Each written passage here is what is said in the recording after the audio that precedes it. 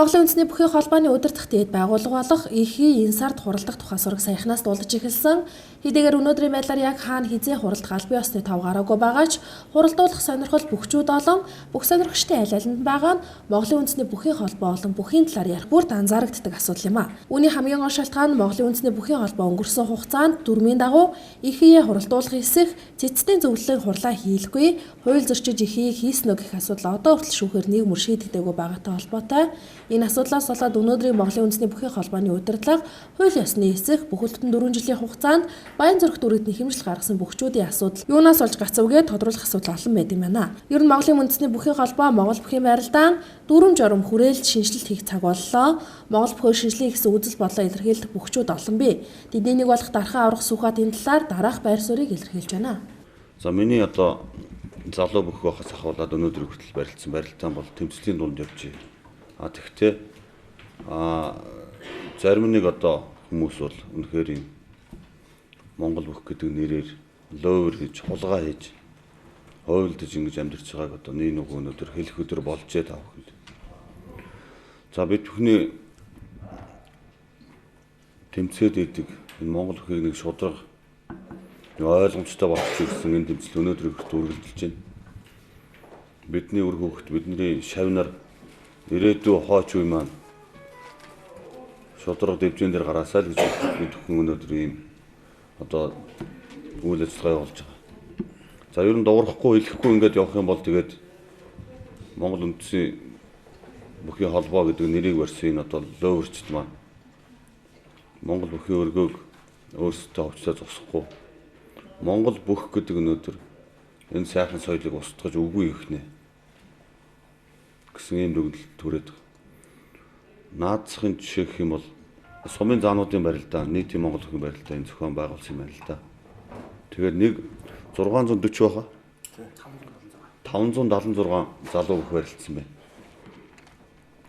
Тэгээд нэг бүхөөс 3,000 төгрөг хурааж авч байна. Тэгэхээр нийтдээ нэг сая 728,000 төгрөг цуглаж байна гэж. Тэгээд тэр барилдаанд барилдсан залуу бүх 3 давжиж 3,000 төгрөг олж авч байна. Төрүүлсэн бүхэд 50,000 төгрөг, үзүүрсэн бүхэнд 40,000 төгрөг, шөгийн дөрвөлтүүлсэн бүхэд мэдээж 30,000 төгрөг өгсөн байлгүй. Ингэж одоо хүний хөлбөмбөрөөр тоглож одоо хуулц шиг шулж эхэллээ. Энэ болгонд одоо бид бүхэн дугаа сууж чадахгүй. Ярихаас өөр аргагүй нөхөд. За миний хувьд бол хувийн жижиг юм ярьч л да. Анх Шонхор гөлөвт 1988 онд элсэж ороод. За Монгол Улсын Өлгөрийн Баатар Дархан аврах Баянмөнх гэдэг хүний шав болсноороо би өнөөдрийг хүртэл одоо энэ тэмцэлд шууд намайг татж оруулсан. За энэ нөхөр бол одоо дөрөвдүүд гэж ярьдаг да тийм. Овсейхан гэл. Энэний одоо нэг гишүүн гараад ирлээ. Энэ үдээс автоматар одоо бидний дайсан гэж. Иймэрхүү тэнэг үзэл баримталтай. За тэгээд энэ хүмүүсийн амьдардаг нэг арга тэрэлтэй. Халах дөрвүүд, нутаг ус, танил тал, тэрний хүн, энэний хүн гэдгээр л тоглож явдаг. 2001 онд 10 дав төрүүлчээ зогсож явахад 9 давчаар байхад Монгол Улсын авраг гэдэг цол хүртлээ гэж зарлцсан байдаг. 10-ын давааны үнэлгээ байдаггүй. Энд чинь би 9 даваа дээр нь 10 давчлаа шүү дээ. Энд чи юу болж байна? Авраг ш даяа авраг болохгүй юм шүү гэж би одоо данзанд хэлж ирсэн. Тэгэл намар хуралдаад өгчнөө чи одоо цолоо аваад гэдэг. Ингээл жижиг хуур хаягч шитэй. За тэгээд энэ яг би одоо өөрийнхөө амжилтаар өөрийнхөө залуу насаар хохироод үлдсэн байг л да. Энэ бол жижиг асуудал байхгүй. Энэ үнэхээр жижиг асуудал. Нэг хүний асуудал бол жижиг юм байдаг. За нөгөө нэг одоо хэл ам хэрүүл тэмцэл ингэж одоо нийтэд зарлаад байгаа энэ юм чинь үнэхээр л бидний хэсэг хүмүүс энэ залуу бөхчүүд өнөөдөр ирэх хэсэг зөрчиж байна. Энэ асуудал яг юун дээр яваад ирж байгаа юм бэ гэхээр бас л нөгөө нэг шүүх дээр толцсон байна.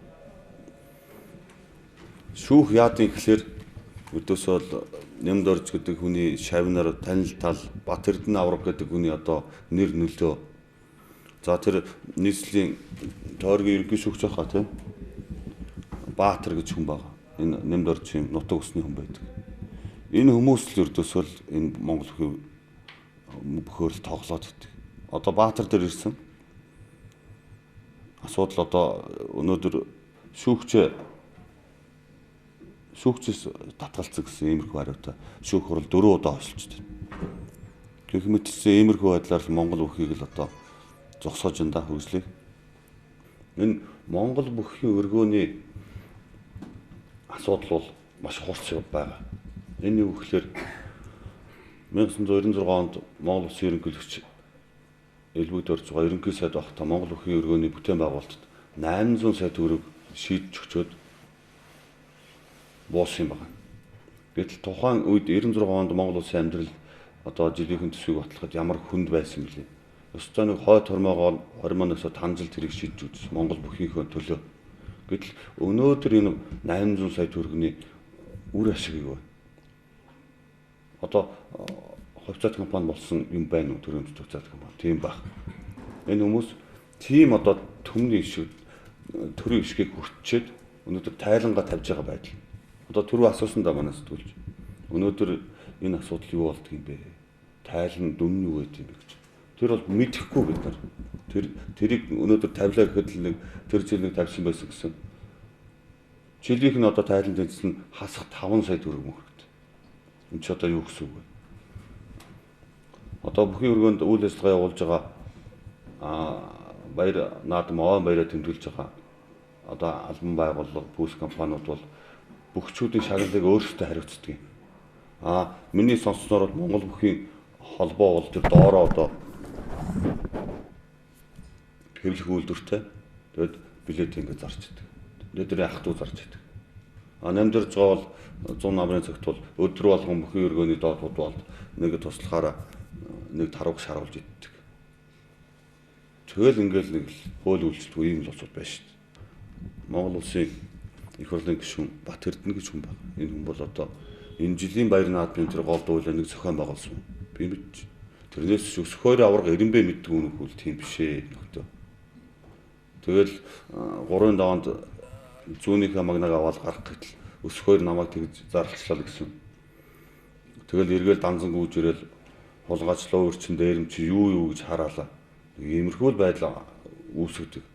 Энэ жил би зодог тайлчаа 6-7 жил болчоод баяр наадмын дүзүүн дээр гарахад надад нэг иймэрхүү юм хүлээж авах байх л гэж бодсон. Яг л тиймэрхүү л урамчил хүлээж авсан. Энэ нөхдүүд байсан цагт энэ нөхдүүд одоо Монгол бүхийн одоо дэвжээлээр удирдах байгаа цагт хизээч одоо сайн сайхан болохгүй. Одоо сүүлдээ бүр баяр наадмын хууль гээд үндсэн баяр наадмын хууль гээд аймаг руу орж ирнэ нөхдүүд. Өнөөдөр аймгийн засаг даргын одоо эрх мэдлээс давсан тийм шийдвэр гаргаад сууж ирнэ нөхдүүд. Бид бүхэн бол Монгол үндэсний бүхөр олон хүн хичээлээсээ олон хүн хамраасаа энэ бол Монгол бүхийн одоо хөгжил юмаа гэж ойлгож явдаг юм. Гэтэл аймагт заавал 256 барилд болох ёстой. 512 барилд бол хүчингүй гэсэн ийм тэнэг юм яриад сууж байгаа.